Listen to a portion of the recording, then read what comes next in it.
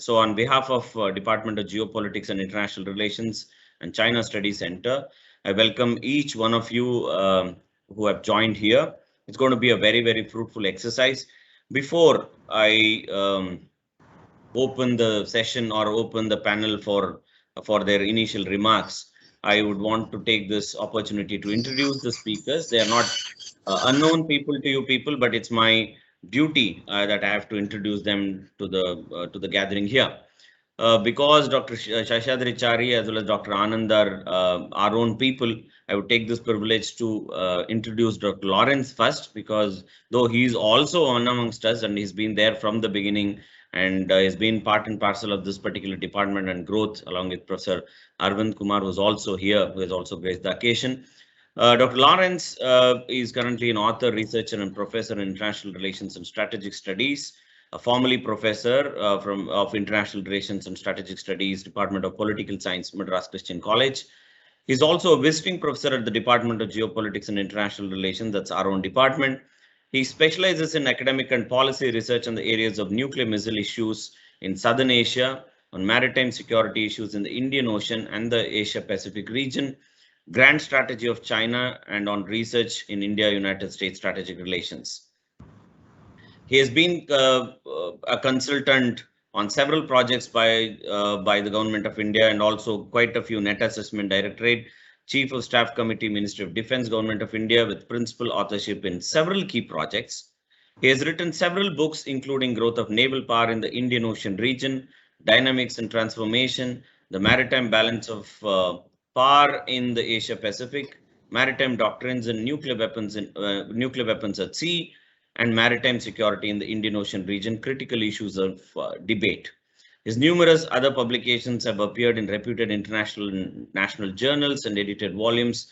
His distinguished positions and has been part of research fellowships in prestigious think tanks and universities in India and abroad. There are also many other achievements Professor Lawrence has, and is a well-known personality in the field of international relations and strategic studies. So on behalf of the China Studies Center of Department of Geopolitics and International Relations, we heartily welcome you to this particular gathering, sir. Thank you. Second, I take this privilege to introduce Dr. Seshadri Chari. He's the chairman of the China Studies Center of Department of Geopolitics and International Relations, MAHE. He's also the Secretary General of the Forum for Integrated National Security. He is a member of the Governing Council of the Research and Information System, RIS, an autonomous institution in the Ministry of External Affairs, providing research inputs on multilateral and bilateral economic engagements. He is also a columnist in several newspapers. He also appears regularly on television. He's a well-known face among the strategic studies scholars. He's also been part of numerous forums, and he's also part of numerous committees and other things of Government of India as well. So on behalf of the center and all the students and faculty gathered here, I welcome you to this gathering, sir. As the last speaker of this particular panel, we have Dr. Anand, my own colleague, and also the Student Affairs Coordinator of the Department of Geopolitics and International Relations. He's an Assistant Professor Senior Scale at the Department of Geopolitics and International Relations, MAHE. He's also the coordinator for the China Studies Center and the Northeast Studies Center at the department. He's completed his MS as well as his PhD in Geopolitics and International Relations from our own department. In addition to his teaching, he's been conducting research on areas including China's strategic culture and capabilities, which is also his PhD work, as well as quite a few theoretical and technological dimensions of geopolitics, apart from teaching very highly specialized subjects, including science and technology, defense and intelligence, to understanding geopolitics in the department. On behalf of the department and my colleagues and students, I take this opportunity to welcome you as well, Dr. Anand. So without wasting much time, I would now request Dr. Seshadri Chari to make his initial remarks between 10 to 15 minutes, and then we will move over to Dr. Lawrence Prabhakar.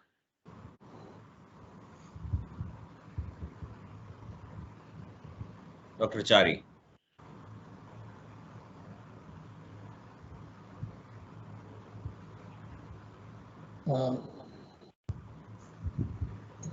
Thank you, Dr. Nandini. It is this subject.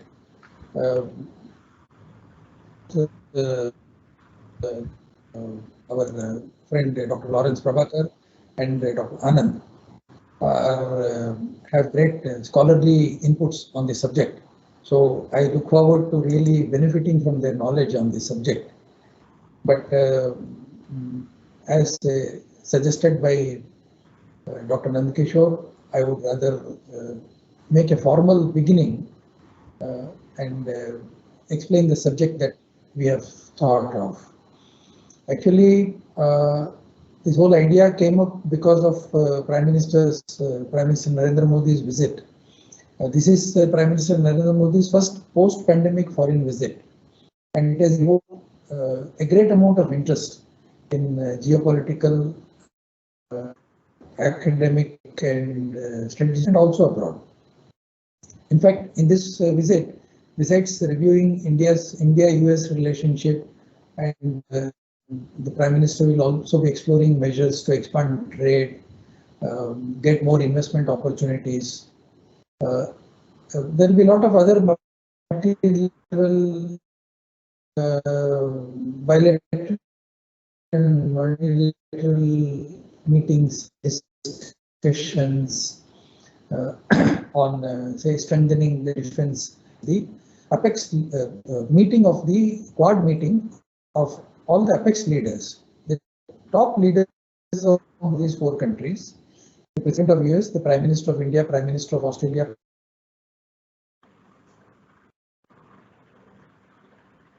Prime Minister of Japan. All these people will be meeting for the first time, probably. In fact, the Quad has had so many meetings so far. In last almost 20 years, 2017, because it involves Apex of India, US, Japan leadership. The timing of the meeting also adds great significance. In fact, this is the best time to determine the nature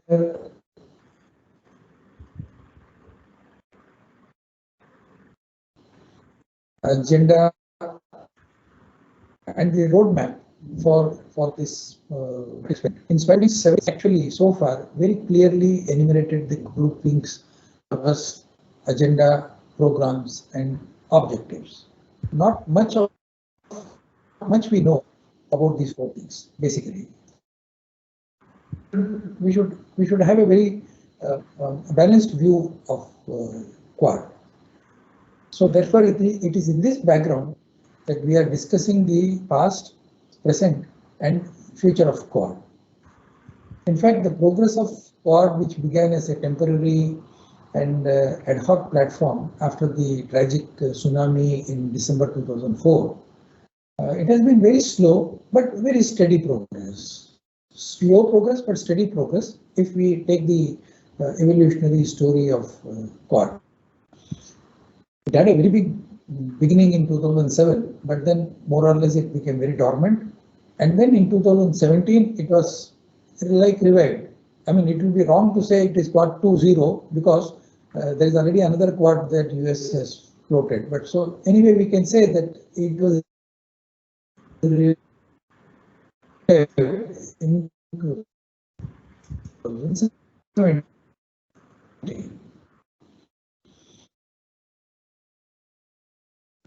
And there are a number of issues that are said as to what, or should we just leave it as it is? But there is already a narrative as far as Quad is concerned, whether we should institutionalize Quad. But before we talk in terms of institutionalizing Quad, we will have to take stock of the situation, and we have to also do the cost benefit analysis. So if you take that factor, there are two issues that come to our mind. One is, what are the objectives of Quad? What are the objectives of Quad? And the second is, does Quad serve India's interests? That is the security interest, economic interest, and strategic interest. These three factors we have to take into consideration.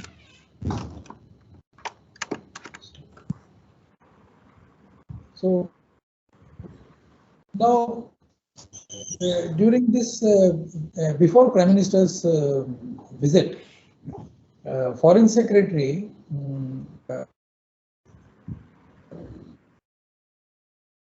Mr. Harshvardhan Shringla, and he said it was designed to cater of the Indo-Pacific. Now, which is very clear. He has said that Quad is not a military alliance. In fact, earlier also, Quad has discussed to climate change, but we discussed climate change, but without arriving at any consensus or any programs. Again, Quad has discussed the impact of COVID-19, but again, Quad is not a trade organization. Quad is not a trade body. Quad is not a trade institution. So Quad is not a military alliance. Quad discusses about climate change, but doesn't have any program. Quad discussed COVID-19 pandemic on trade, its effect on trade, commerce, economy, but it is not a trade body. So what is Quad? It is not a military alliance. It does not provide a security umbrella. It is not a technology transfer body. It can hold naval exercises, but does not guarantee or undertake permanent naval deployment. In fact, in August this year, a task force of 4 warships from the Indian Navy's Eastern Fleet, which included guided missile destroyer, that Ranvijay, guided missile frigate, Shiva Lake, anti-submarine corvette, Kadmat, and then guided missile corvette. These are all deployed in Southeast Asia, South China Sea, and Western Pacific. This was Indian contingent. And during the deployment in the Indo-Pacific, the Indian ships also participated in bilateral exercise with Vietnam's People's Navy, Republic of Philippines Navy, Singapore Navy Simbex, Indonesian Navy, Samudra Shakti it is called, and Royal Australian Navy. Now, Vietnam, Philippines, Indonesia are not members of Quad. So India on its own standing race service, we all these things irrespective of our contribution to Quad. So this is the situation in which India is placed, Indian Navy is placed. See, the larger point that I am trying to make here is, by now it is very clear what Quad is not. We know what Quad is not, but do we still know what Quad is?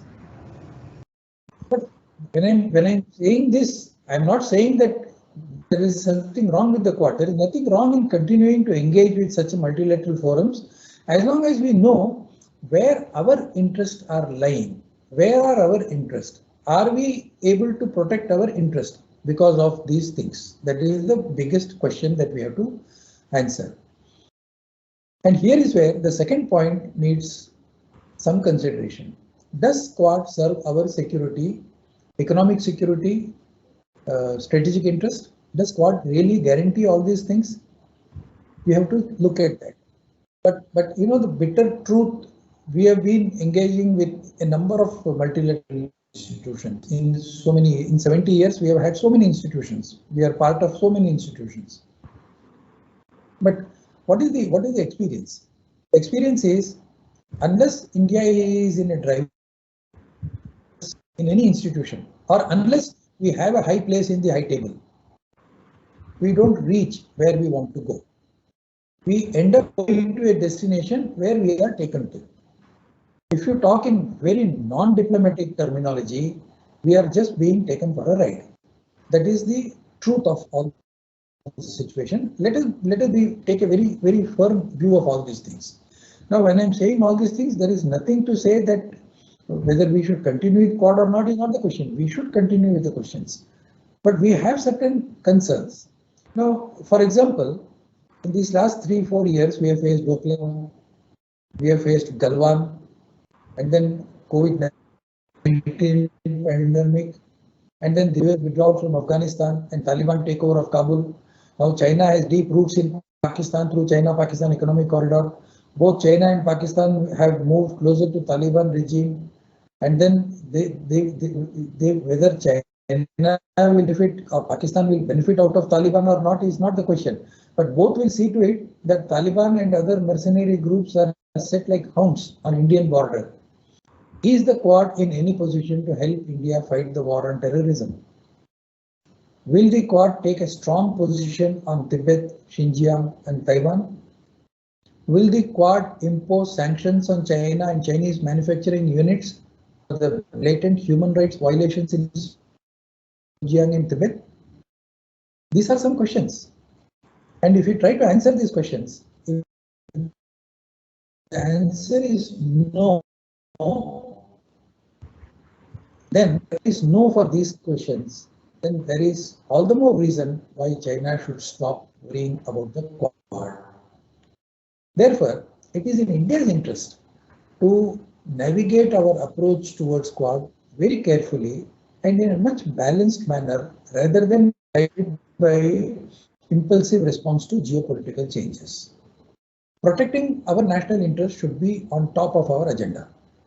As a natural corollary to these arguments, New Delhi's approach towards the Quad cannot be seen through the American prism.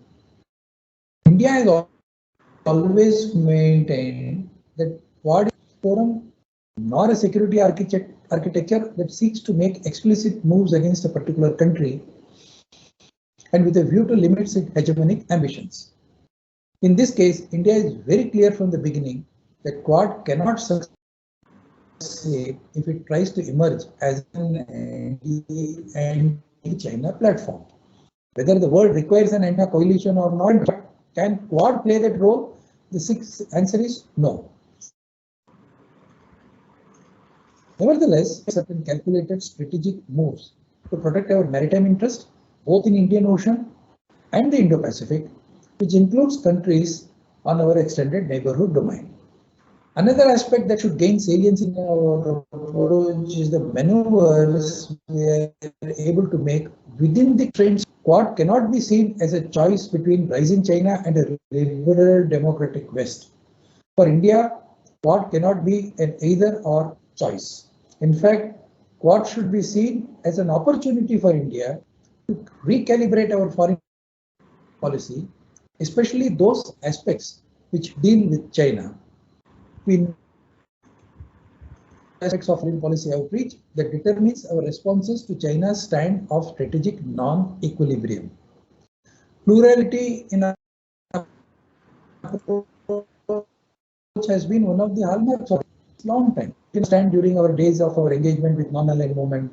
And in the present context, we have to continue to keep our engagements going with the current global power structure. The power structure is a liberal order led by the US, but not totally aligned with America's national interests. Both sides. Therefore, India's agenda should be to emphasize that Quad members should share the concerns that India is facing in the region. These challenges are in both geographical areas, land and the sea, and is concerned the turmoil in Kabul needs. While India is militarily capable of facing the challenges on its land, the question of maintaining a stable balance of power in the Indo-Pacific should be the joint responsibility of all Quad members. So it is in this framework and moving towards the free, open and inclusive Indo-Pacific region, we are working on all these issues.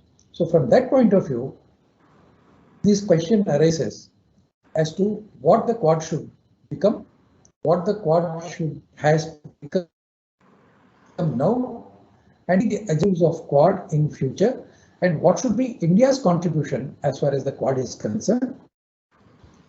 We have to take a very balanced view, and with that idea, we suggested that we talking about this particular issue in detail, and I'm glad that we have got experts on the subject, and through question and we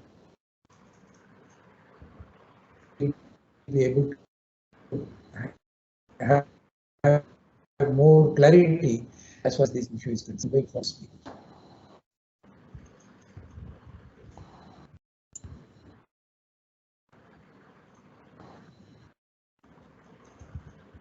Anand, Dr. Anand? Thank you, Dr. Chari. Though we had some disturbances, I think still you have touched upon some very novel areas and what are India's requirement and then what it should augment. Now, I would hand over it to Dr. Lawrence to deliberate upon in the next 10 to 15 minutes. Professor Lawrence. Yeah, thank you, Dr. Nandakishore. Thank you, Dr. Seshadri Chari, Dr. Anand. I thank the Lord God for this opportunity to speak in this panel discussion. In the theory and practice of international relations, we have two concepts which are vital. One is a concept of collective security. The other is the concept of collective defense. In the terms of collective security, whenever there is a threat that arises within the international community, members of the international community rally around and then they take defensive measures, thwarting and countering the threat there. Usually, the international organization or the international actor, the United Nations organization, does this work of collective security. The second concept is called as collective defense. In terms of collective defense, there is an alliance of countries bound by a convergence of strategic interests with an identification of an adversary whose adversarial actions impinge upon the security of all other countries in the alliance. For example, the good example could be NATO, which is actually a classic collective security, collective defense organization. Now, while the Western part of the international system is highly institutionalized, like NATO, we don't find a similar arrangement in Asia actually. Interestingly, we'll find that Asia is now the hub of the highest economic growth rates, competitive military expenditure and arms race.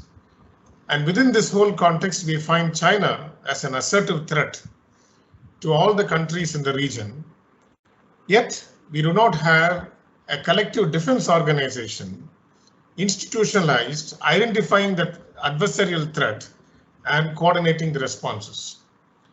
The nearest that has come in this regard can be the Quadrilateral Security Initiative, that is a Quad, which is a convergence. I won't even say as an alliance, it is a convergence of the United States, Japan, Australia, and India. If you take the structure of the Quad, the United States is bound by a hub and spokes alliance agreement with Japan, by the Mutual Security Agreement with Japan of 1960, and that of Australia. Therefore, Japan and Australia are the two allied partners of the United States, which have the guarantees of what is called as extended deterrence security assurances, whereby in case of any threat that is arising in the region or beyond the region, Japan and Australia can count on the United States Extended Deterrence Initiative, whereby they will be protected by the United States. The odd member in this Quadrilateral Security Initiative is India, which is regarded as a natural ally of the United States, bound by strategic convergence and by the sole factor of China's adversity, has come into this Quadrilateral Security Initiative there. So when we look at the structure of Quad is unbalanced. It is unbalanced in terms of the net weighing of results as well as in terms of objectives actually. In terms of net weighing of results and capabilities, the United States has extended nuclear deterrence with regard to Japan and extended nuclear deterrence with regard to Australia. China knows this very well actually there, and therefore China knows that it cannot go beyond a point. The weak link here is the US-India relations, and I say this deliberately because India and the United States are not bound by the alliance commitments like what US, Japan and US, Australia are bound into that. Therefore, the Quad is a voluntary convergence of these four countries coming together in trying to keep the free, open, inclusive Indo-Pacific in the region so that the sea lanes are kept open, trade and commerce are facilitated, and thereby we find the region has a fundamental stability actually there. The second fact I would like to mention here is that Quad has been recently disturbed by the Australia-UK-US agreement, which in many commentaries we see has been labeled as one that is actually disrupted Quad actually there. Why did the United States and United Kingdom, which is not a member of the Quad, have entered into a trilateral security alliance with Australia?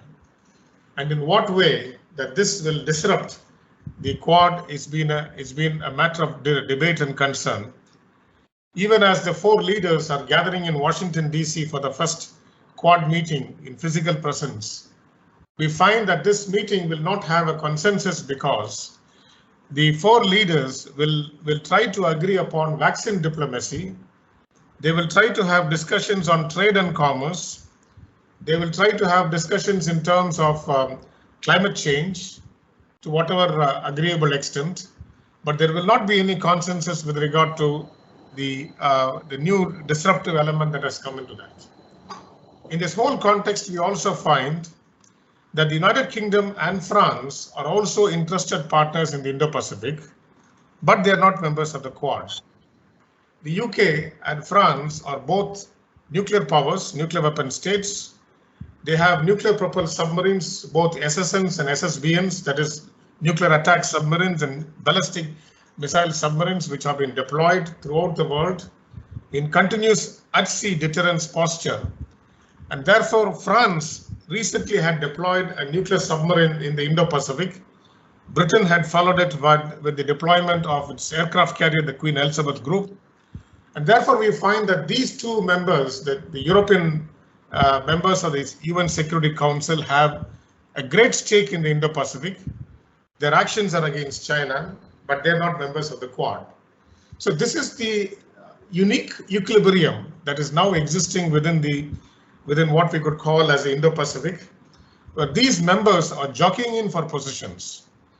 Now, thirdly, the disruption that has come with regard to Australia, UK, and US is the fact that Australia which is a member of the Quad, is now preferring to have a nuclear option, and a nuclear option not in terms of weapons, but in terms of nuclear propulsion submarines, which they aim to have 12 nuclear attack submarines and 8 submarines to be jointly built with the United States and UK assisting Australia there. Now, Australia had long felt the need for nuclear submarines because of its long coastline. There has always been debates in the Sea Power Centre of the Royal Australian Navy that conventional diesel-electric submarines and air-independent propulsion submarines have not been effective in Australia's defence. So therefore, they are proposing an ambitious project for nuclear submarines. That has gone to the extent into which Australia had been willing to cancel the $66 billion Barracuda short fin conventional submarines, which they were supposed to buy from France. And instead, they are now opting for nuclear submarines from the United States and the UK there. This is going to be a major disruption force because this has ruffled feathers within NATO, because what we find is France has basically recalled its ambassadors from Washington, D.C. and Canberra, stopped its dialogue with the British Defence Minister, and therefore the French are deeply upset about it. We find a regathering of forces which is now coming up with regard to the European Union backing France. NATO is in a quandary, and Quad itself is not in a position to define what its objectives are. If the Australia-UK-US alliance proves to be viable, and if the United States goes in for long-term basing in Australia, both of its strategic air command as well as its strategic arm of its nuclear submarines, then the Quad itself will be in question mark. The only other country which may not be able to do much is Japan, because Japan will be the last of the countries which will basically go in for nuclear submarines. Although Japan has a highly diversified and well-developed nuclear estate of enriched plutonium resources and enriched uranium resources, with dual-use capabilities of both missiles as well as a nuclear potential there. So therefore, Japan and India stand out within the Quad, even as Australia and the United States take a particular stand actually there. Why I'm trying to give you this this larger picture is because the question for this panel discussion basically is, should China worry about the Quad there? Now, let me enumerate a few reasons why China will need to worry about Quad as well as not need to worry about Quad, and then I will conclude actually there. First and foremost, China will not have to worry about Quad as an organization primarily because Quad is not a collective defense organization. It is not NATO in the East. It is only an informal convergence of the strategic interests of all the four powers with regard to China there. What China will be more concerned, more than Quad, will be the Australia, UK, US alliance, because this is a concrete hard security option of Australia aligning with the United Kingdom and the United States for nuclear powered submarines. That means the extended nuclear deterrence of the United States will be reinforced in Australia, and the basing of the Strategic Air Command of the United States will also come into Australia, thereby bringing in terms of a real time and a real scenario of a hard power containment of China's expansive PLA Navy operations in the Indo-Pacific. Whereas a Quad basically has symbolic naval exercises, as what Dr. Chari pointed out, and these symbolic exercises are basically passing exercises. They do not pose any threat to China, even as China is now expanding beyond the second island of defense. Expanding into the second island of defense will be the third island of defense, which China would come in the year 2049. And therefore, the United States and UK, along with Australia, have correctly moved here in order to count the third island chain of China there. So the US, UK, Australia alliance is meant to directly confront China and contain China in a rather ruthless way than the soft diplomacy of Quad actually there. So this is the second point I would like to mention here. Thirdly, Quad is directionless when it comes to military aspects because Quad is not a military alliance. Therefore, it is a consultative mechanism which is consulting among the four powers with regard to all other issues of the Indo-Pacific. And therefore, China does not feel much threatened into it. China rather will be trying to issue its official démarches against these four countries. At the same time, will aggressively expand its designs in the Indo-Pacific, very particularly in the Western Pacific there. The second part I would like to mention here is why would China fear the Australia, UK, US alliance rather than the Quad is that China basically feels that the Australia, UK, US alliance will direct the US rebalancing into the region in a very concrete way, and it will lead to forward basing of the US nuclear assets into the region actually there. Now, this will also arise a lot of concern among the Southeast Asian countries, because Southeast Asian countries do have sympathies for Australia, US and UK, and also for the Quad, primarily because the presence of nuclear assets in the region will be a kind of going against the sentiment of the Bangkok Treaty of 1988, which was a formation of the Southeast Asian nuclear weapon free zone actually. So therefore, Southeast Asian nations will feel, ASEAN will feel the heat of this nuclear pre-positioning in the region, and therefore they will have their own inhibitions there. China will bound to exploit this particular inhibitions of Southeast Asia and also would try to play along the rank there. The second important thing that China would do is that China, according to its nuclear doctrine, strategic operations, will now feel free to target Australia because Australia will be deemed as a nuclear weapon state or a state with nuclear weapons. Although Australia does not have nuclear weapons, it has only conventional capabilities on nuclear platforms. China will go to the extent of declaring that Australia will be a potential nuclear target for its attack by nuclear weapons actually. This will actually aggravate the escalation in the region, and therefore this is bound to increase the escalation of tensions coming in the region there. Whereas Quad will not have that particular that particular impact because Quad basically does not bring in the hard power of nuclear weapons or nuclear propelled platforms into this whole debate actually there. Having said this, I would like to conclude with my initial remarks that China basically will not need to worry about Quad anymore, because this rift that has come within the Quad of Australia taking the side of the United States and UK, leaving aside Japan and India, will be seen by China as a lessening of pressure actually there. Although Japan is a potent power bound by the treaty commitments of extended nuclear deterrence with the United States, yet China will try to maneuver within the lines and to see whether it will have a breathing space. This is something that China will try to exploit in the future.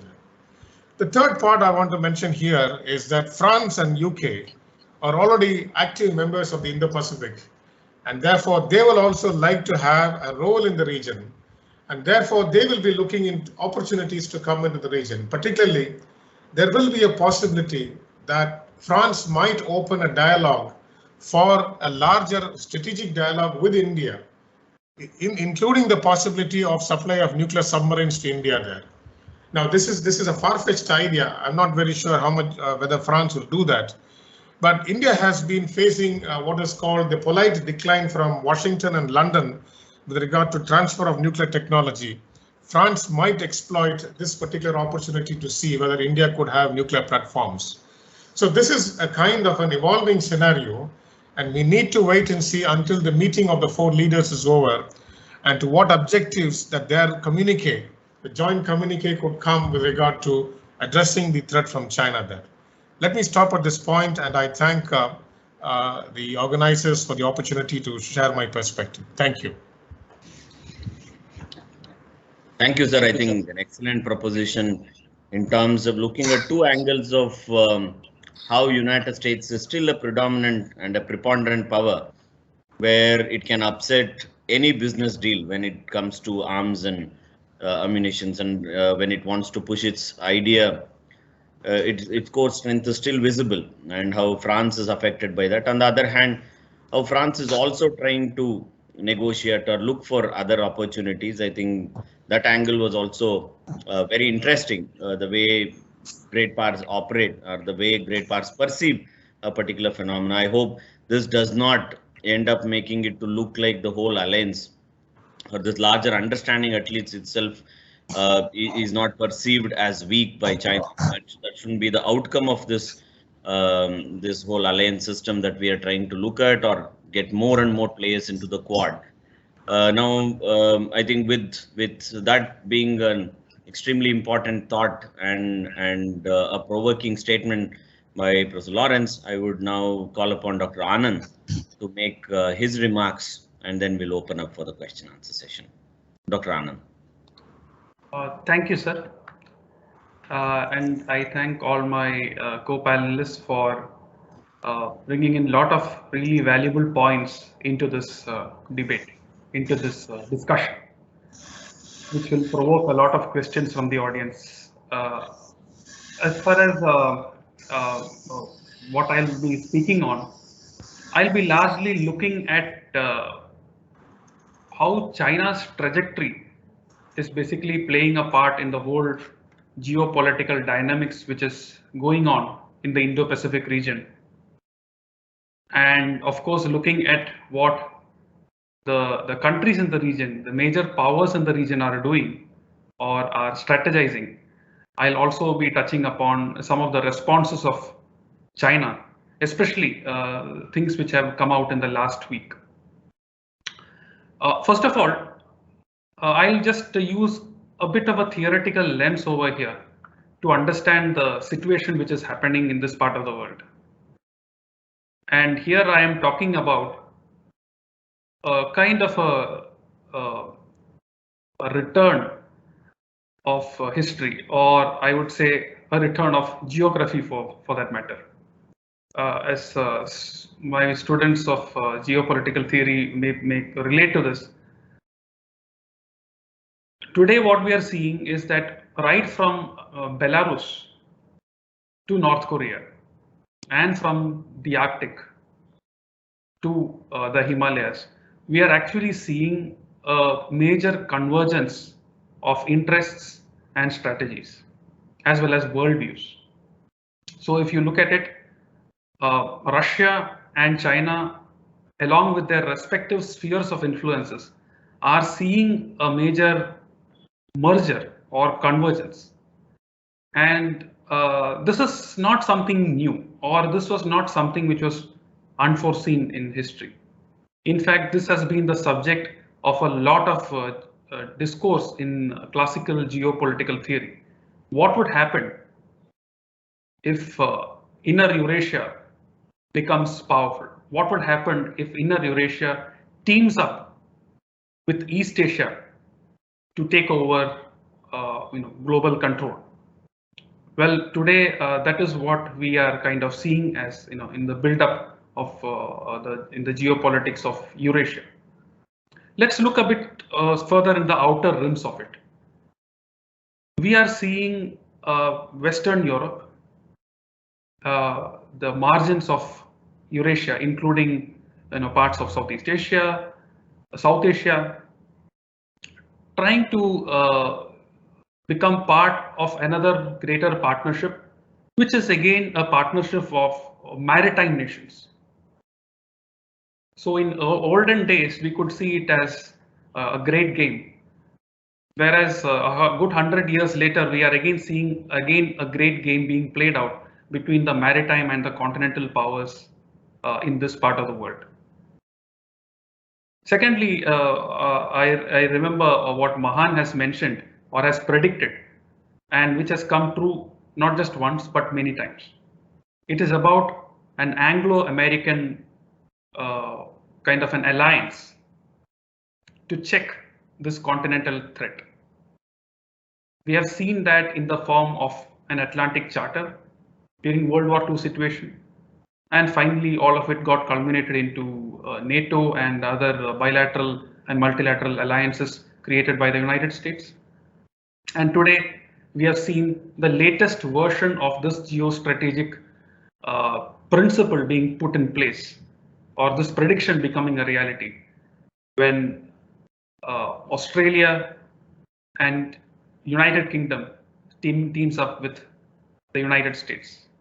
It's not a coincidence that all three are leading countries of the Anglosphere.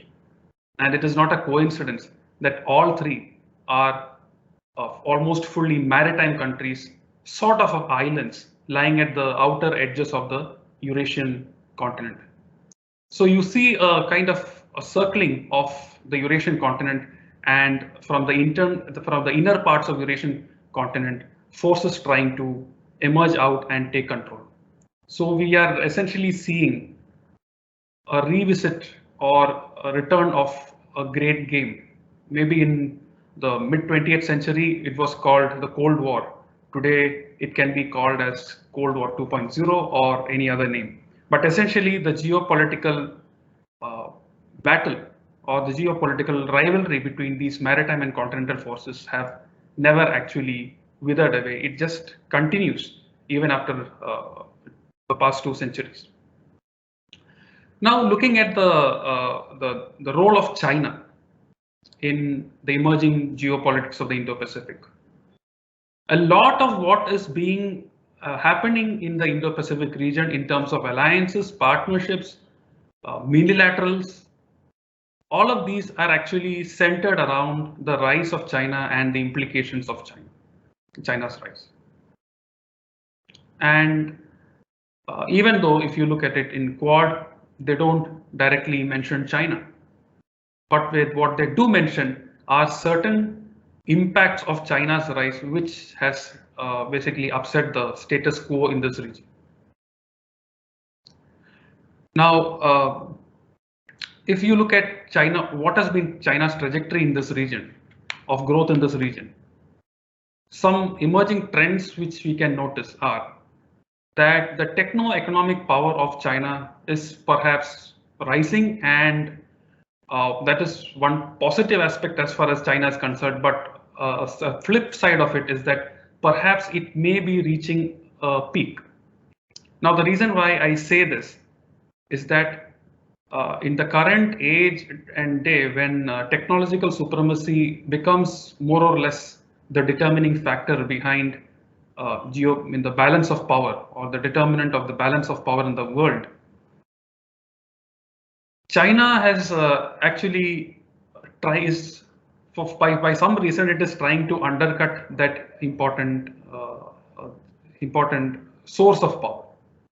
Because in the past 10 years, we have seen that the big tech in China has been rising like anything. And it has been contributing immensely to China's power. From the internet companies to 5G companies like Huawei, telecom companies, construction companies. Now, as all of us know, the construction company today, the Evergrande is creating a lot of headaches for the international economy. But nevertheless, what I'm saying is that the government of late have been very much going against the big businesses. And again, looking at it from a very geopolitical perspective, we can see that it is part of that continental mindset which wants to preserve the dominance of state power over private power or private businesses. So after they have reached a particular threshold, now China is trying to weaken them. And what can be the implication of this? The implication of this is that China's biggest source of power in the next few decades, which is going to be innovation, might seriously be hurt. And if that is the case, what we see today as China surging ahead in the rankings when it comes to technology and innovation in the latest arena of the fourth industrial revolution, that might see dampening. And its after effects you can feel in the economy as well. The economy anyways has been going on a more and more getting plateaued as a result of lack of reforms. And added to it is the new the new demographic curse which China has to live with, a result of its actions in the 20th century. It is a demographic decline, a decline of a demographic dividend in the country, which might force it into a population decline, a decline of the working population, further creating issues for its economy. So what we are seeing now is, and of course, on top of this, we have Xi Jinping leading China and his China dream.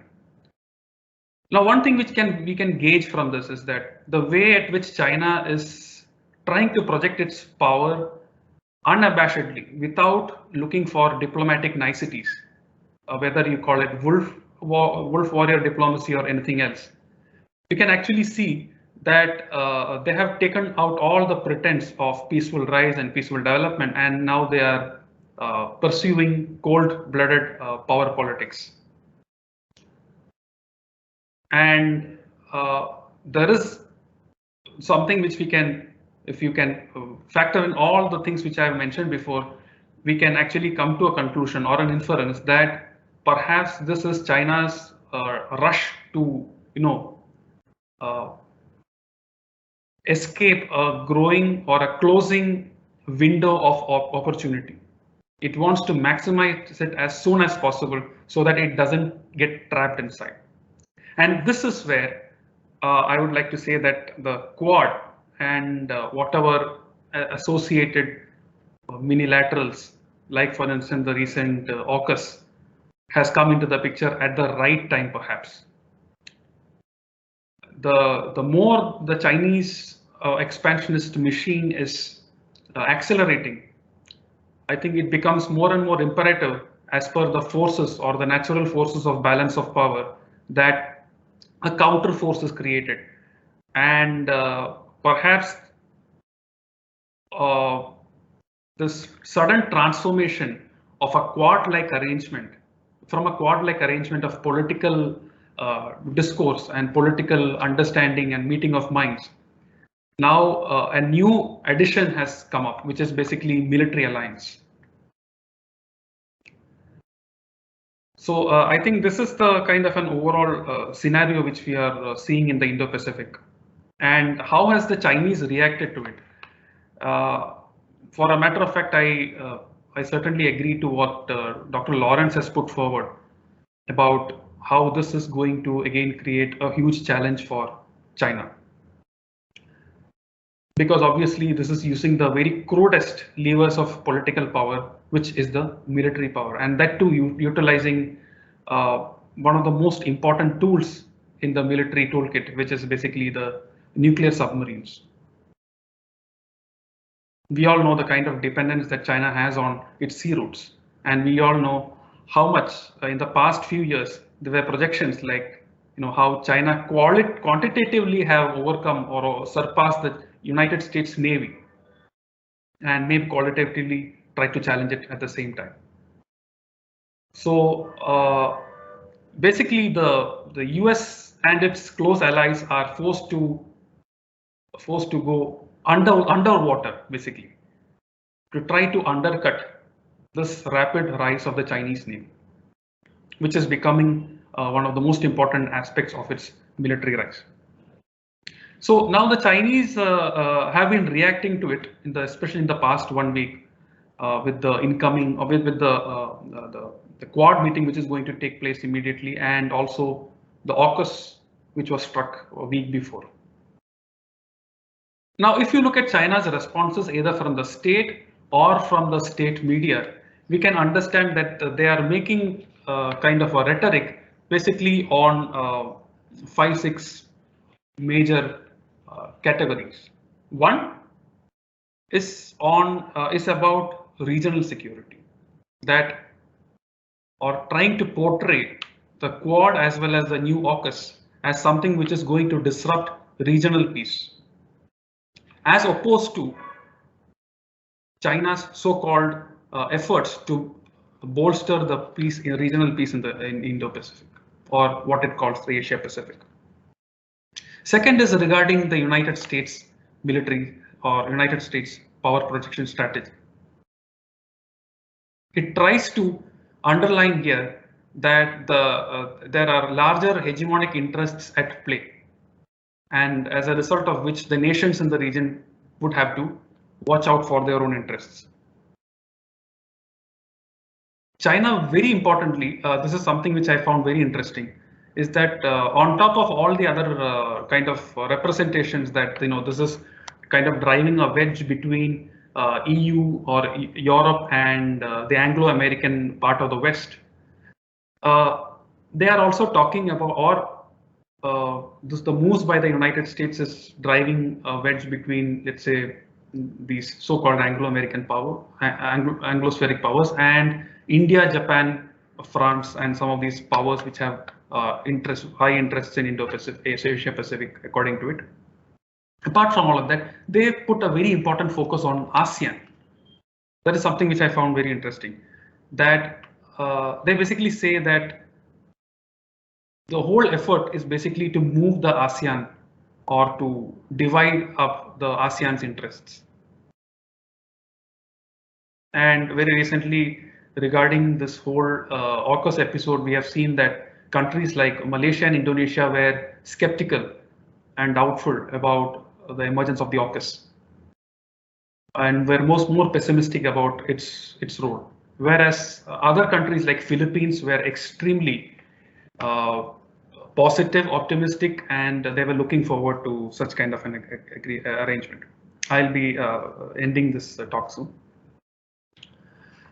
Then, of course, there is the point which China is raising about, arms race, second Cold War, nuclear proliferation. All these kinds of arguments they are making in lieu of the current events. And finally, they have made very open threats, especially against Australia. Of course, in the past few years, we have seen that the Chinese have been very aggressive towards Australia as a result of course, Australia's aggressiveness towards China, which is again surprising because it is a sudden U-turn in the Australian foreign policy, something which happened in the middle of the past decade. So this fierce response very harsh response toward Australia, and if you read together all the other responses, you find that there is this inherent threat that China is now facing. And especially one particular article caught my eye when it used the term gunboat diplomacy. to whatever events has been happening in the past 1 week. And this gunboat diplomacy has really long or deep historical linkages because it kind of links up with China's own history of being carved up by a lot of the powers which are today nation states like United Kingdom, France, UK, and others. So it rings some historical bells within China's strategic community. And perhaps by hitting at those vulnerable points, this could be a right messaging, and perhaps it's also an indication that China is taking it really seriously. Because and one more last point I would like to keep for discussion is the role of Taiwan in all of this. Is Taiwan going to be the centerpiece of all the action which is going to happen in the next few years? Because incrementally we have seen that the Chinese have been trying to, or the PRC have been trying to very much involve itself with cross-strait offense by regularly intruding into Taiwanese Air Force, which with higher and higher scales of intrusion. And as I told you before that the window is fast closing, and Taiwan is a prestige issue, a core national identity issue for China, and perhaps something which Xi Jinping leadership might not be comfortable with by leaving it as it is. So this is something which we may need to watch out for the next few years, at least in the next decade or next half of this decade. So with that, I'll just stop my talk about this particular theme here. I would love to see the further discussions, how it happens, and the questions. Thank you.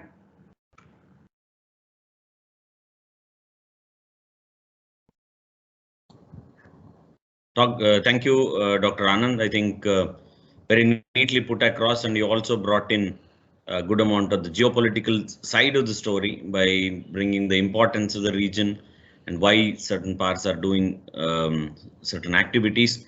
I think now we'll open the floor for Q&A.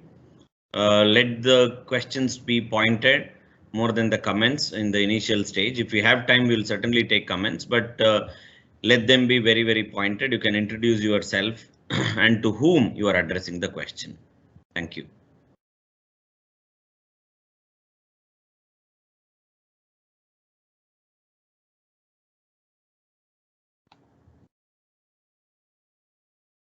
Yeah, Daksh, please go ahead. Good evening, everyone. So I have two questions. One is for Chari sir, and one is for Dr. Lawrence. Chari sir, I wanted to ask, in your opinion, since you've been involved in international politics for a long time, how do you see India's role or India's behavior in multilateral settings like SAARC, BIMSTEC, and all these, like you said, in 70 years, we've been in part of a lot of institutions and arrangements. How do you see India's behavior different in these multilateral institutions in the past and the Quad? Or do you think there has been no change? And if there has been no change, what should India's role going forward in multilateral arrangement or minilateral arrangements be? And secondly, to my question to Dr. Lawrence is, sir, as you touched upon AUKUS, there is, as Anand sir also mentioned, there is a question about the future of how it affects the proliferation regime. So if, let's say, China harshly accuses Australia of having nuclear capabilities, since nuclear submarines use highly enriched uranium, what stops China from exploiting this loophole into providing nuclear technology to other countries which might necessarily be adversaries of India, like Pakistan, for example? So how do you see that? Thank you. Okay. As far as the first part of the question on multilateralism is concerned, see, multilateralism is currently it is the flavor of the season. But if you look at multilateralism, it has never gone out of fashion. Even during the Cold War, there was always a group of countries which were neither aligned to the US nor to the USSR, which were not part of the Cold War strategy and Cold War narration. But they were taking sides as far as their particular national interest was concerned. For example, take this case of India also.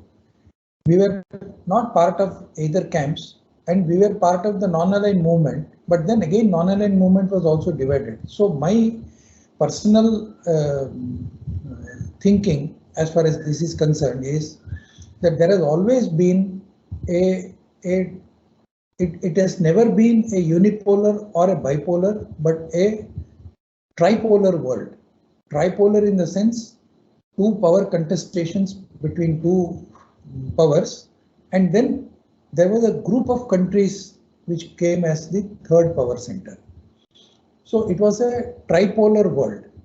Non-aligned movement, if you look at non-aligned movement as a grouping, it was a different thing. But then between non-aligned movement also there were so many other internal groupings, wheels within wheels, as they say. So from there we have proceeded to a multilateral forum now, and there is a multilateral world order existing today, and we have been part of a number of such structures as far as our engagement with the rest of the world is concerned. There can never be a situation, we can never go back to 40-50 years where the question was only bipolar or a unipolar world. After the end of the Cold War, after the disintegration of the USSR, many people wrote about the world becoming unipolar, but it did not become unipolar. It very soon became multipolar. Therefore, we have a wide experience of dealing with multipolar organizations and institutions, and we should continue to engage with them. And there is nothing like thus far and no further. We can never say that no more multipolar institutions. We can never say that. So within these multipolar arrangements, there are other smaller arrangements like IPSA, BRICS, South-South cooperation.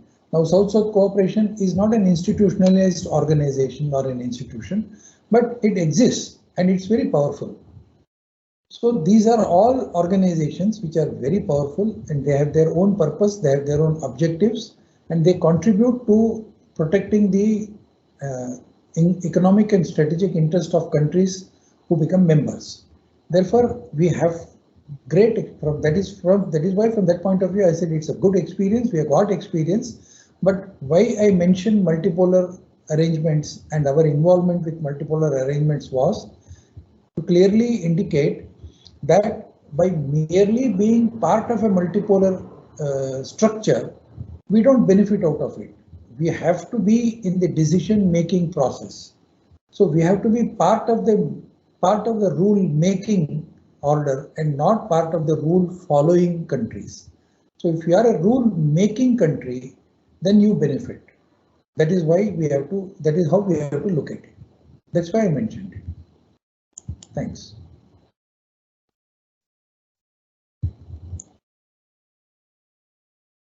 Sir, I think you're muted. Sir? Yeah, yeah. On the question, what will China respond to the Australia, UK, US move?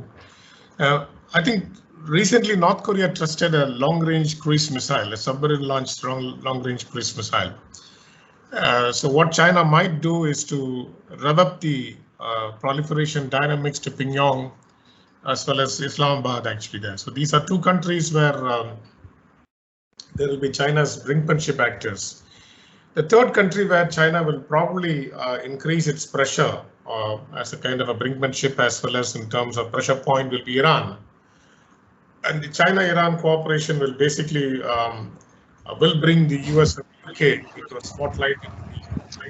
So this will be a cascading effect that will come as to Australia, UK, US partnership in terms of technology. They will do some things. So this will be a regular feature that China would do into it. But by and large, one of the reasons why US and UK are moving towards this is because of the expanding Chinese nuclear arsenal there. I think the kind of ballistic missile build-up that the Chinese are doing it terms of expansion of nuclear arsenal are all reasons why the US and the UK are interested in diversifying this proliferation dynamic into the Indo-Pacific there. So China will try to exploit that in the case of Pyongyang, in the case of Islamabad, and the case of Tehran, where they would try to transfer technology, try to work out different arrangements, wherein the pressure will be diversified into different regions of the world there. So this is obvious.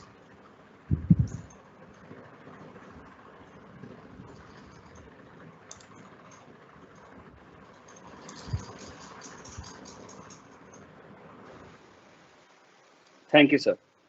Okay. Janardhan? Yes, sir. Good evening, sir. Thanks a lot to the three speakers. You gave a very enlightening view of the current scenario. My question is to Dr. Lawrence Prabhakar, sir. Sir, looking at the excessive focus of all these great powers on China and the rift that you have mentioned between the Quad itself and the way it is like the lack of confidence in the consultative process which is taking place. What are the options that India and Japan can think of in this scenario? And also, can we expect Russia and China access, which may get more consolidated? And how will the small regional powers in this region react? Because of even ASEAN is also changing its drift, which was earlier against China, and now it is also raising concerns. Thank you, sir. Yeah. One thing is the China-Russia axis will be strengthened because that will lead for China, depending on Russia, for more strategic technologies, particularly in the area of nuclear submarines, because Russia is also a dominant naval nuclear power in terms of submarine technology. So that will grow over the period of time. So that will be one aspect there. India and Japan will have more coordination, but it will not be in the defense field. I think Japan will not transfer any technology to India as far as as far as strategic technologies are concerned, because Japan is more bound towards the United States, and therefore there is a US supervisory role with regard to Japan transferring any military technology to India there. So this is one aspect that is there. But there will be a greater possibility of France-India interaction because France would also like to diversify its technology. I'm not very sure whether France will offer its nuclear technology to India there because this is a price technology, and it depends upon the extent to which the closeness of relations between two powers. I think between the United States, Australia, and UK, it's a very close relationship, and therefore this has been done. But I doubt very much whether France will transfer its nuclear technology to India. I mean, it might give some kind of other assistance, but it may not transfer nuclear technology to India actually there. Although India needs technology with regard to nuclear attack submarines, which is vital for the Indian Ocean patrol and the Western Pacific patrol that India would like to do there. So we find that ASEAN will have its rumblings primarily because of the Southeast Asia nuclear weapon free zone, and it will feel a little bit uncomfortable because of the developments that are rapidly taking place in the region there. So we have to wait and see as to how both Australia and the United States and UK will evolve, and how does it impact upon the ASEAN. So it will be a very interesting as well as a very disruptive scenario that will be evolving in the years to come actually.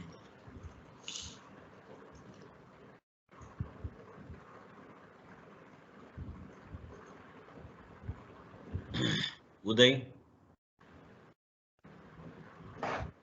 Thank you, sir.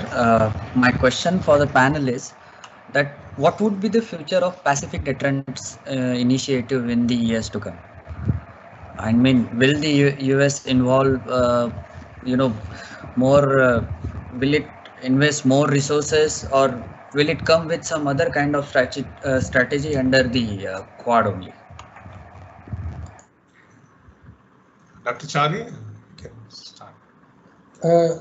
No, you can go ahead. You can go ahead, Dr. Lawrence, please. Yeah. Okay. The Pacific Deterrence Initiative was the initiative by the Trump administration, and today we find that the Biden administration is actually following a Trump policy in the Pacific there. So with the AUKUS coming into question, Australia, UK, US, the Pacific Deterrence Initiative will receive a boost actually there, and that squarely comes in the testing ground of Taiwan, because Taiwan will be the first line in which, or the first threshold where the PDI will be tested there. And already the United States has bolstered the US-Taiwan exchanges, and in terms of the number of ships being deployed and the forward basing that has come into it. Interestingly, you will find that Japan is more committed to Taiwan's defense, and therefore the United States will reinforce the PDI to a greater extent, because without the PDI, we will find that the US will be handicapped in the region there. And so Congress will go for renewed funding with regard to this. Now that the US has opened up the Pandora's box with regard to China there, automatically you will find that the Pacific Deterrence Initiative will receive a boost in terms of funding, in terms of basing, in terms of operations, and the kind of coordination that the US, Japan, US, Australia will, those coordinations will be working out to a greater extent there. As I said that the US and Japan and US and Australia are bound by the hub and spokes arrangement, by the mutual security agreement. The US will be committed for enhanced deployments in the Pacific. And that brings to question that the United States will have a full roundup of its rebalance into the Indo-Pacific. And that will be very specifically targeted in defense of Taiwan and also the larger Pacific, including Southeast Asia.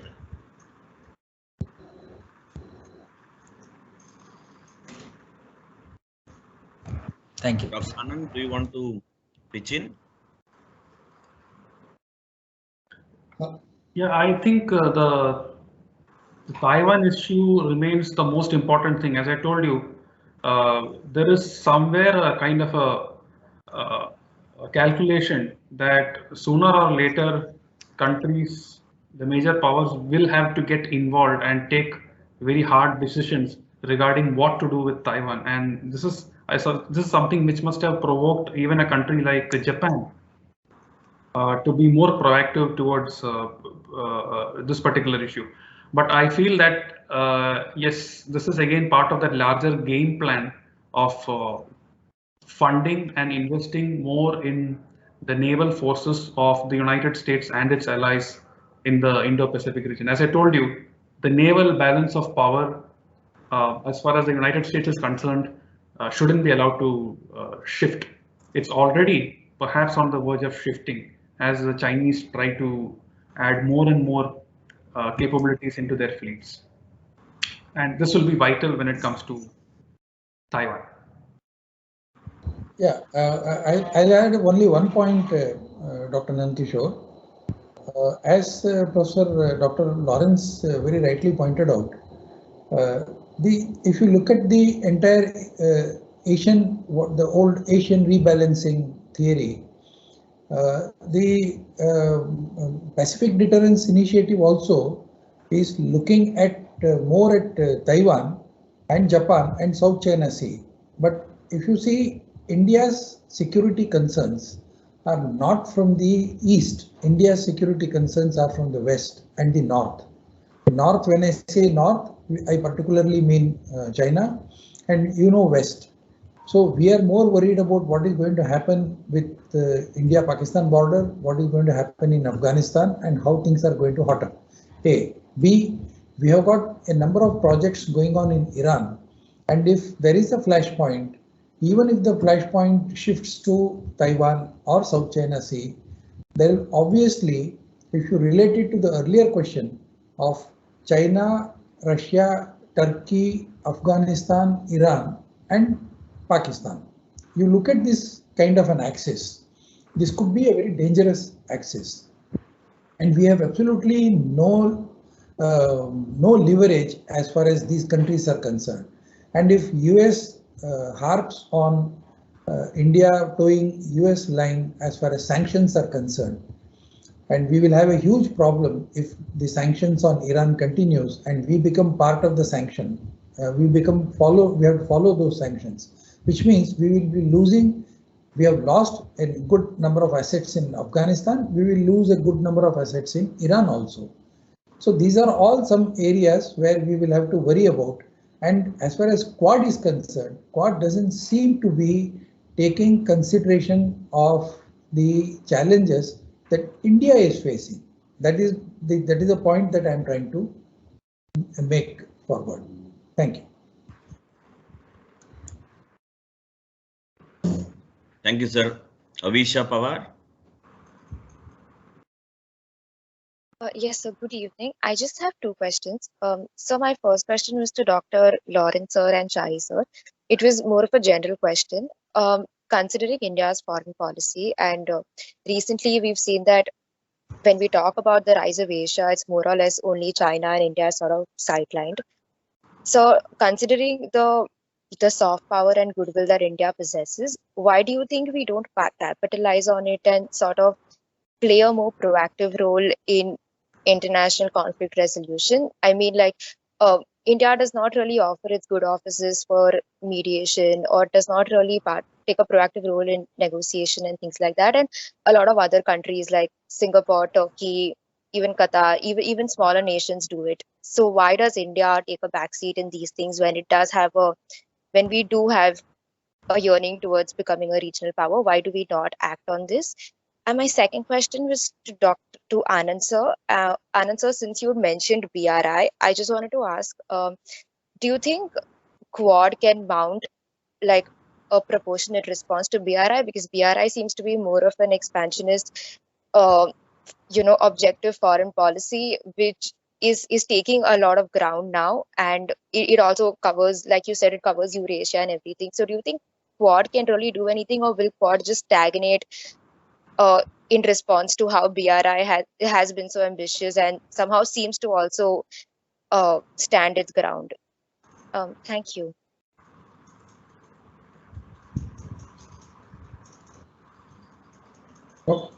Dr. Lawrence, please go ahead on that soft power question. Okay, on soft power.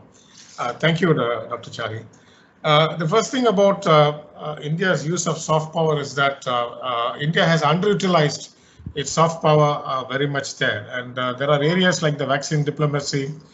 There are areas like, as you rightly mentioned, in terms of mediation, where India could have used its strengths, which has not happened actually there. Now, I think there has been a predominant concern to address China, and therefore all the diplomatic energies seem to be more diverted towards hard power options, and therefore India's concentration on the soft power options have not been adequate actually there, and you need a lot of dedicated resources for that. That needs to be cultivated over a period of time before India could take up such missions. India has not done that, and I think this will be one limitation that India will face in the future, where soft power options are vital and they have to be cultivated over a period of time, invested and nurtured. So this is a fact actually. Yeah, thank you, Dr. Lawrence. Very well articulated. I'll only add one sentence to this. Actually, whether we call it soft power or hard power, basically it is power posturing. So when you say that we are using our soft power strength, you are actually using some strength, and you can use a strength only where it is appreciated. For example, I remember we had a very long chat with former ambassador of Afghanistan, and we mentioned about our ancient relationship and all that. After about 5 minutes of ancient relationship and historical connections, he point blank said one thing: Mr. Chari, when are we going to do trade? So they were not interested in the civilizational exchanges. They are more interested in trade. We have a very great civilizational connect with China, for that matter. Imagine India and China, civilizationally one or two of the very ancient civilization, which continues. But what about the soft power strength of India as far as Buddhism is concerned? Does it work? It doesn't work in China. It doesn't work in Southeast Asia. It doesn't work in Cambodia. It doesn't work in Thailand. It doesn't work in Bangkok. It doesn't work in even Sri Lanka. So this whole concept of soft power comes into importance and assumes greater significance only if you are able to back it up with hard power. When I say hard power, it does not necessarily mean military power, but some sort of a leverage which we should be able to make use of. So soft power and leverages go together. So we will have to think about it in a very different perspective. Thank you. Dr. Anand. Yes, thank you, Avisha, for the question. As you know, Belt and Road Initiative has now almost a history of around 1 decade, whereas Quad in its most recent form has come up only since 2017. And of course, that means that there is a weak point for anything which is a joint initiative of the Quad, which is that it will have to play catch up. That is one. But the other side is that now, since almost a decade has passed, a lot of the flaws related to BRI has also come into the picture. Everyone is now aware of the debt trap phenomenon. And this is where perhaps the initiatives by Quad or other like-minded countries in this region can think more about. Already, certain initiatives have been started by either by the Quad or by the members individually, bilaterally, multilaterally. For instance, one of the earliest was the Asia-Africa Growth Corridor by India and Japan. This is again offering a very good alternative for the Chinese Belt and Road Initiative, which was accused of being non-transparent and of finally going into high interest loans and debt for equity swap and all those kind of things. So, but the problem is that a lot of the developments, what has happened after that is sketchy. We don't know exactly how much it has progressed, and it doesn't have that much of a profile or remotely that much of a profile as that of BRI. Similarly, something else from the United States has come in the Indo-Pacific region, which is about the B3W or the Build Back Better World, which is again offering the same things: transparency, rule of law, going against corruption, and making sure that everything is as per the rules and norms and things like that, and not being predatory in nature. But again, these are just ideas, just floating. And there is something known as the Blue Dot Network, which is made for certifying infrastructure projects which are based on these values, the values of the free and open Indo-Pacific, which all these Quad countries agree on. So the responses, maybe it is too early to judge, but as of now, it hasn't become a match for something as grandiose and as huge when it comes to investment like the BRI. But of course, with growth, with the passage of time, the frailties which are there in BRI are increasingly getting exposed. It might overstretch, and as a result, there is chances for others to get inroads. Remember that there is no shortage of requirement or demand for infrastructure in either Indo-Pacific or any other part of the world, because those demands are keeping on increasing. It's not just physical infrastructure, but it is also digital infrastructure. It is also about soft infrastructure like institutions. So there is a huge demand. It's a wide playing field, and there is scope. Only thing is that the Indo-Pacific efforts will have, or the Quad-led or motivated efforts should catch up.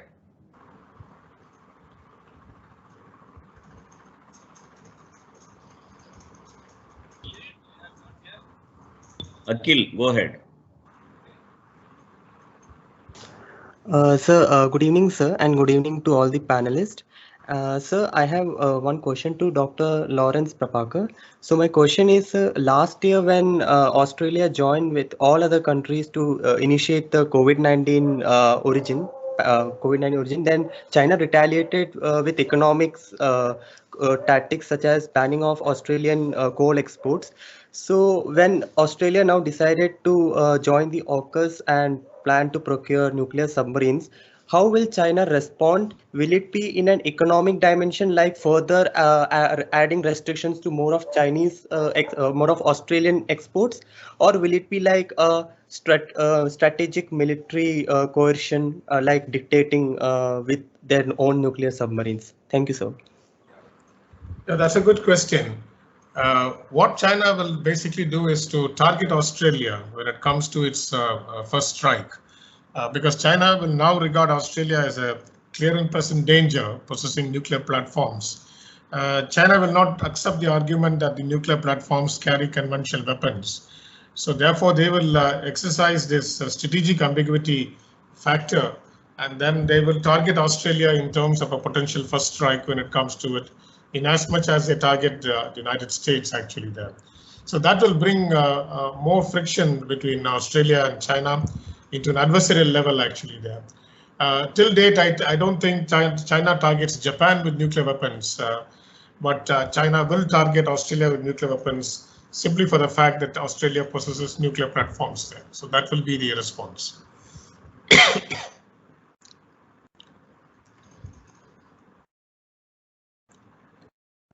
Akhil, do you have another question or something?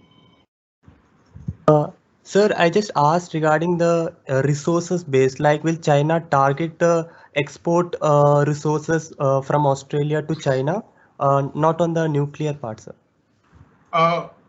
I think there is a certain level of critical dependability of Australian coal and beef that's coming from Australia to China there. So China would try to deprive the lucrative trade that Australia has with China there. So that will be one move again, actually, besides the primary intention of targeting Australia with nuclear weapons.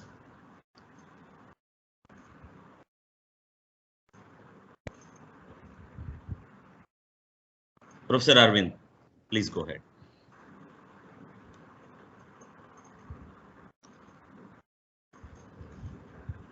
Let me thank all the panelists for making a very useful and relevant presentation.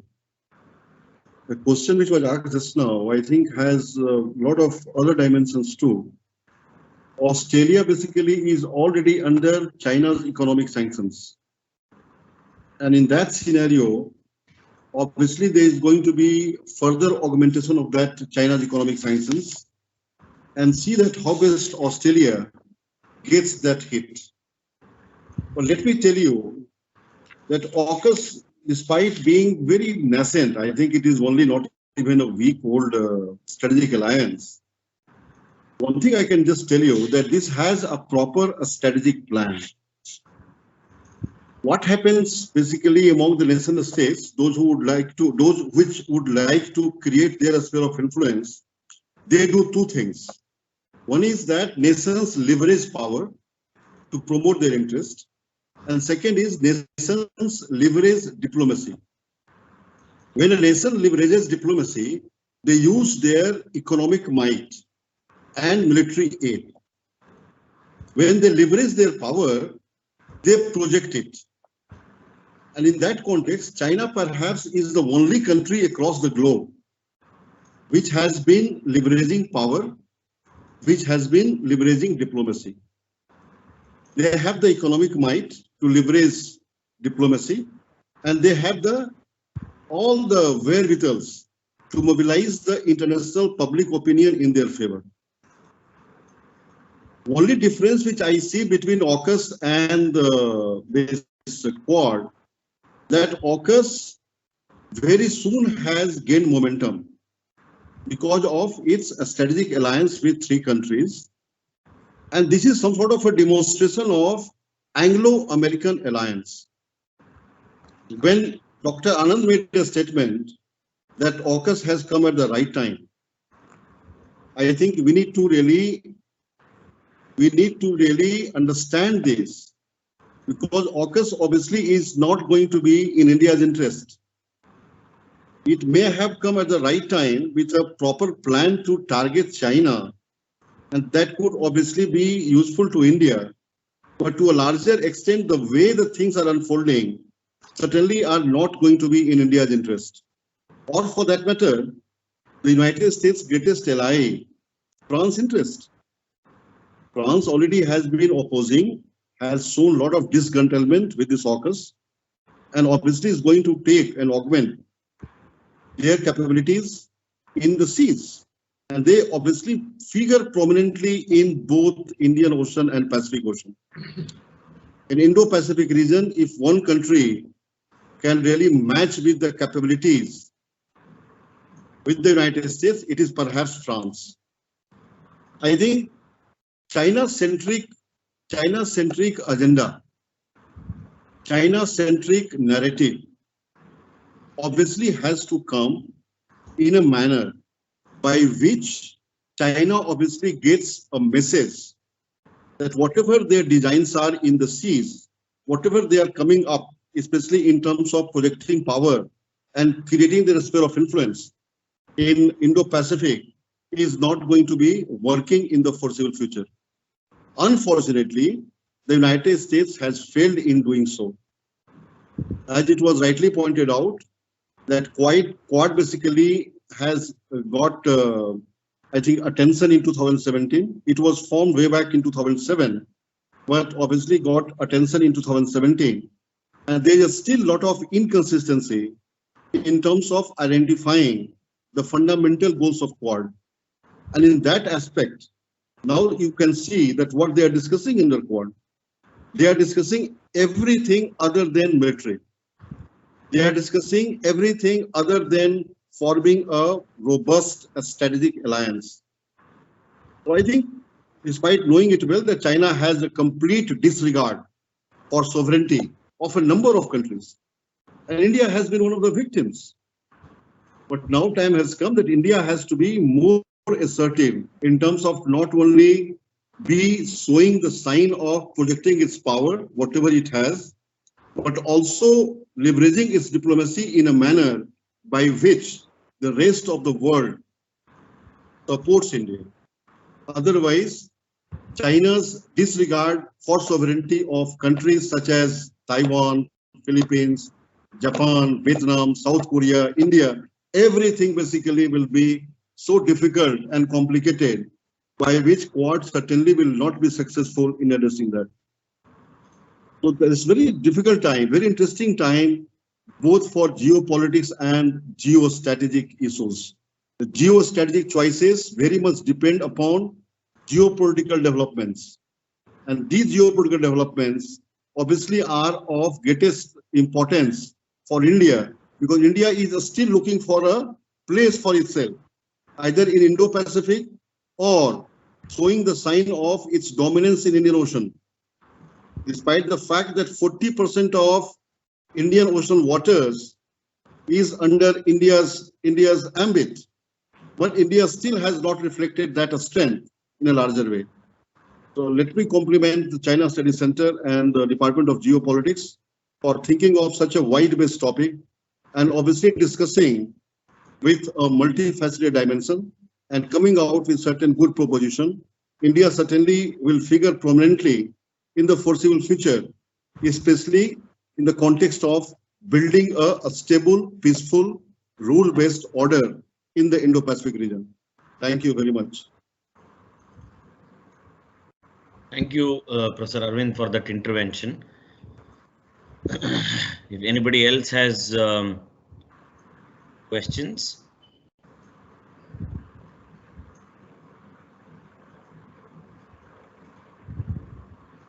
Yes, sir. Please go ahead, sir. No, I'm trying to just bring it down. It is not going. So Okay, sir.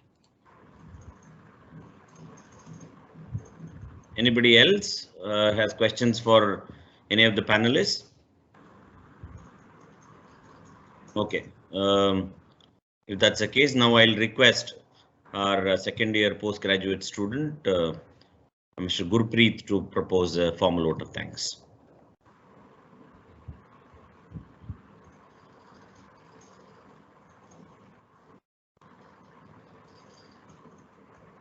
Good evening, everyone.